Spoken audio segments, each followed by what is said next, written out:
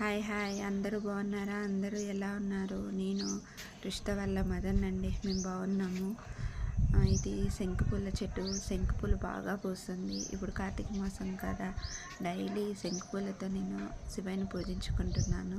శంకుపూలు అయితే చాలా బాగా వస్తున్నాయి.